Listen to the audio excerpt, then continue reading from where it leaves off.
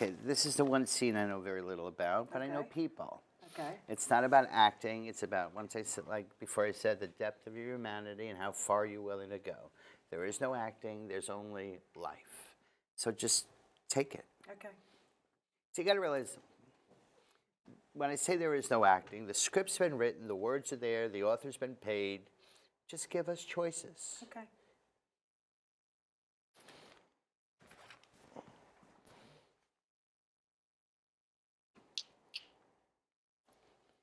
Paul.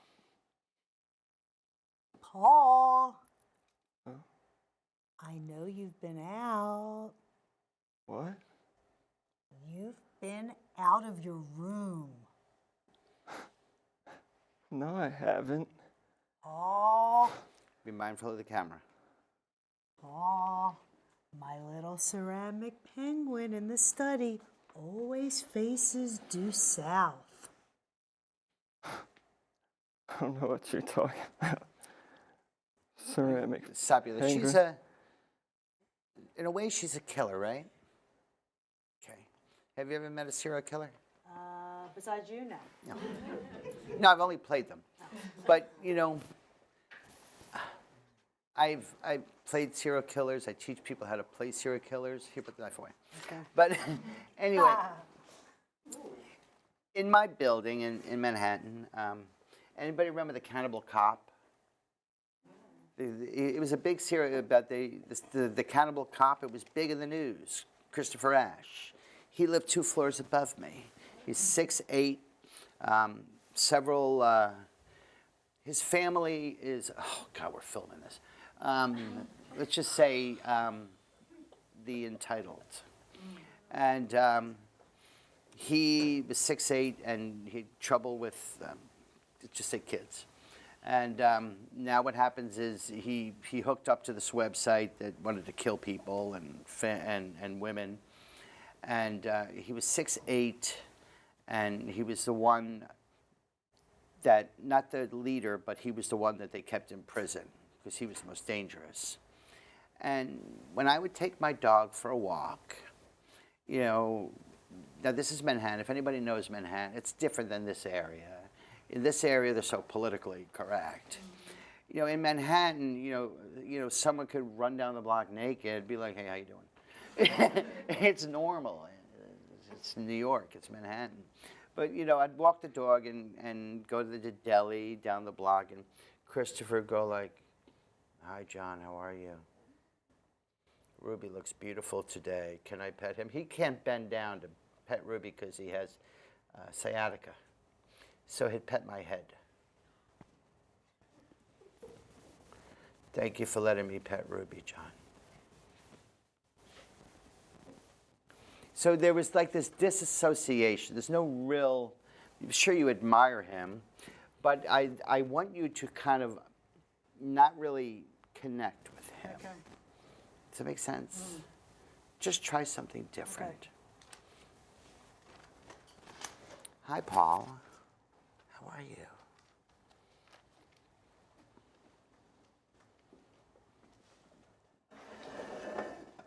Paul.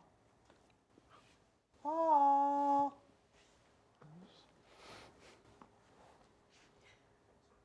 Paul. I know you've been out. What? You've been out of your room. No, I haven't. Mm-hmm. My ceramic penguin always faces due south. I don't know what you're talking about. Ceramic penguin. Oh, is this what you're looking for?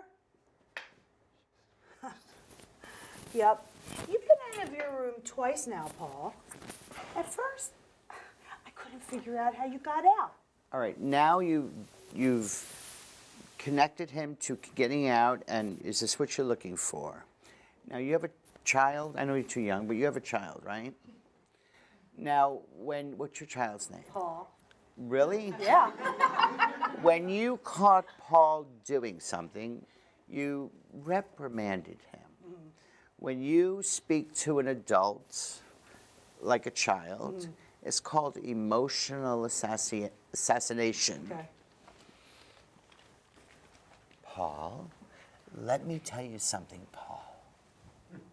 Okay. You speak to him like he's a child. Okay. Women do that. Yes, we do, Joe. You do that to me! First, I couldn't figure out how you got out. But then I found your key. Bad boy. Ah, I'm going to give you something else. You know, do you know what playing the opposite means? We've all seen the script, right? And if there's 50 people going in there ahead of you and behind you, a casting director is going to know, and there are some times when an actor is auditioning, and I know the lines because it's my play or my movie or whatever the case may be, I'm actually saying the words along with him. If I can say the words along with him in the temperament, in the way I wrote it, I already know I don't like the person. But he's playing the script the way it was written. Playing it exactly the way, but when you play the opposite, I don't know where he's coming from. You know, in a way, if I could see the acting and I know where it's going, I already know I don't like it. Does that make sense? There's a way a script is written. okay. You know, let's take this for example. Okay. Take the summer wind. The summer wind kept coming in from across the bay. Frank Sinatra. But what made Frank Sinatra so great was his, not the way he sang, he was pretty horrible, but his phraseology. Right. The summer wind kept coming in from across the bay. So change your phraseology. Okay. Don't stop or pause at the commas, stop at the periods, question the question marks. Okay. Create your own phraseology. Hello, Paul. Just like Christopher. Hello, John. Can I pick your nose? You know, you play with it. Okay. It may not be what they want to see. The problem I have is script analysis. Everybody studies script. They all go in there and study script analysis. They all know the way it's supposed to be done. I want to see an actor that can play with it. He plays the opposite. It may not be what I wanted, but your job as an actor is to be remembered. When you're going in a room and there's 50, 60, 70, 100 people who are all doing the same damn thing, you're going to not be remembered. You think you're the only one, you know. I see these actors that come in there and then they put on Facebook, I aced the audition.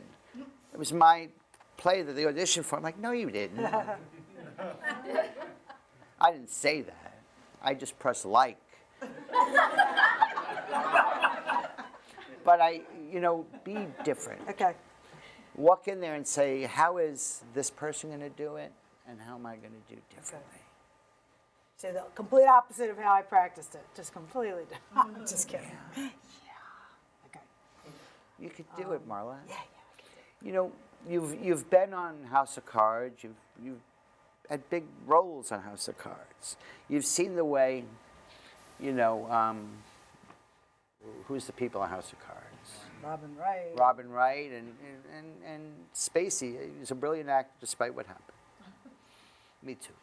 Anyway, despite what happened, you see the choices they make. They make powerful, powerful choices. You know, I want you to make those powerful, powerful choices. Okay. Pick up where we left off. Where we leave off. Well, you don't know because I didn't get there yet. Exactly. Okay. So let's hit it. Okay. Wherever you want to go, I guess. I know I left my scrapbook out last night and I shouldn't have done that because, you must think I am so weird. But it's all going to be okay, Paul. Last night, it came to me so clear And wait, what's your name? Brendan. Brandon. Don't let the emotion dictate the dialogue. Let the dialogue dictate the emotion. Does that make sense? Yeah. Yeah. You see, Paul, it's all okay. Last night it all came to me so clear. I realized you just need more time. Eventually, you'll come to accept the idea of being here. Paul, do you know about the early days of the Kimberly Diamond Mines? Did you have a rag doll when you were young? Yes. How did you treat that rag doll? It was a piece of, exactly. Right. Oh, you think I should be like that? Let Paul be a human rag doll. Okay. Last night, it became so clear. I realized. Here, watch this. Last night, Paul, it became so clear. Okay. Last night, it became so clear. I realized you need more time. Eventually, you'll get used to the idea of being here. Paul, do you know about the early days at the Kimberly Diamond Mine? Do you know what they used to do to the natives who stole diamonds? Oh, don't worry. No, they didn't kill them. That would be like junking a Mercedes just because it had a broken string. No. They needed to make sure that they could go on working, but they had to make sure that they couldn't ever get away. Relax, Let's figure Paul. something. Let's do something. He's so stiff. One thing a girlfriend I did that I hated was when my legs were like across the thing, she used to go, you know what? Ah! Oh, it hurts, does it? You know, like you like don't actually Okay. hurt, you know. Okay. I can take it. Okay. I got you. Like these so things. I'm kind of right. Like I have 20-foot ceilings in my loft, and my cats jump right on my chest. Oh. Okay, that's funny. Okay. So you know, I want you to be either my ex-girlfriend or my cats. Okay. Or a little bit of both. Okay. Last night, Sorry. it became so clear. I realized you just need more time. Eventually, you'll come to accept the idea of being here. Oh, Paul, do you know about the early days at the Kimberly Diamond Mine? Do you know what they did to the native workers who stole diamonds? Paul, don't worry. No, they didn't kill them. That would be like junking a Mercedes. Paul, let me tell you something, Paul. Do you know what they did with the Kimberly Diamond Mines? They Okay. He isn't a big bad, but okay. No, but for the sake of it, make believe I it's a twin, Okie doke. like we had when we were 4. Okay. Well, I had when I was 4. You had a king size, I don't know. Last night, it became so clear. But you have to think about how the camera, you know. Well, that's why I don't know if I should sit there, wait and turn my back. The cameras are sort of all around, but okay. You keep going. Last night, it became so clear. I realized you just need more time. Eventually, you'll accept the idea of being here. Paul, do you know about the Kimberly Diamond Mines?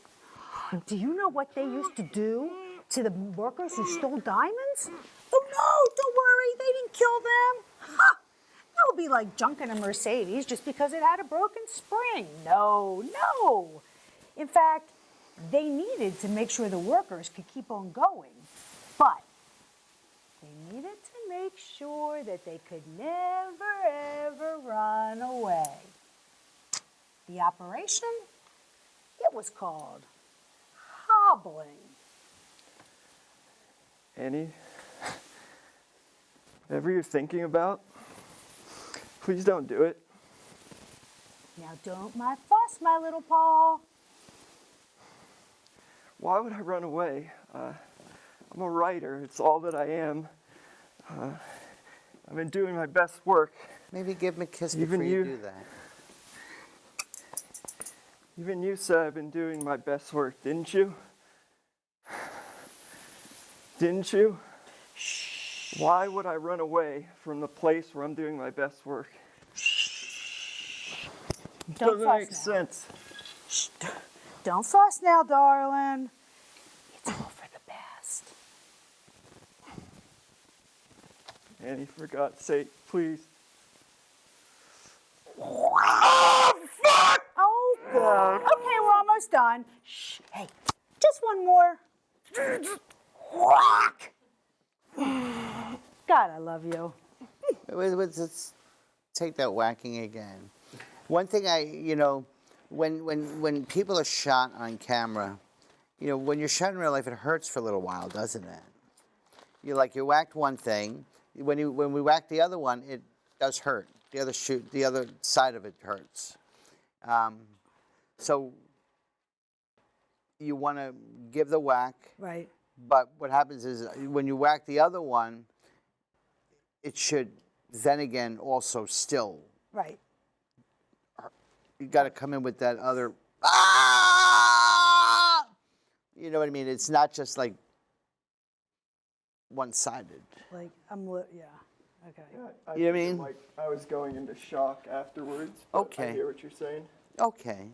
So you've already been hit on this thing. So let's go in for the other one. Almost done. Just one more. Oh. God, I love you. God, I love you. Mwah.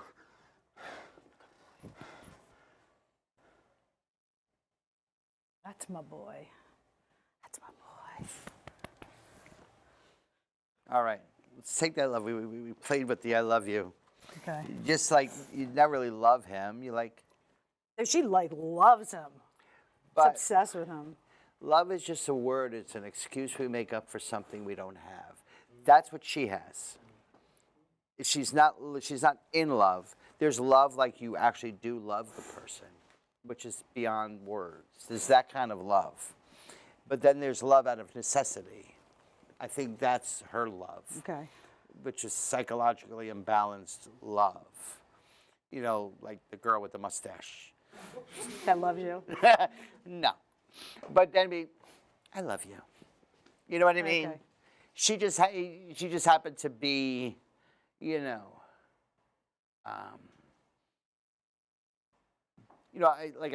was one time this girl, she wrote dinosaur erotica. You ever heard of that?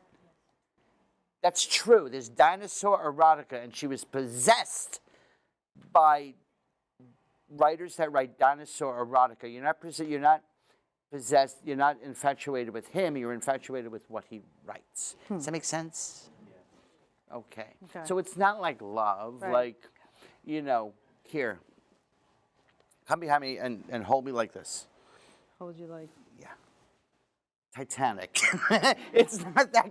Gotcha. It's not that kind of love. It's Right. not a real love. Right. Does that make sense? Yeah. Okay. Okay. It's you can love a rock, you can love a Right. dog, you can love a cat. My cat loves me.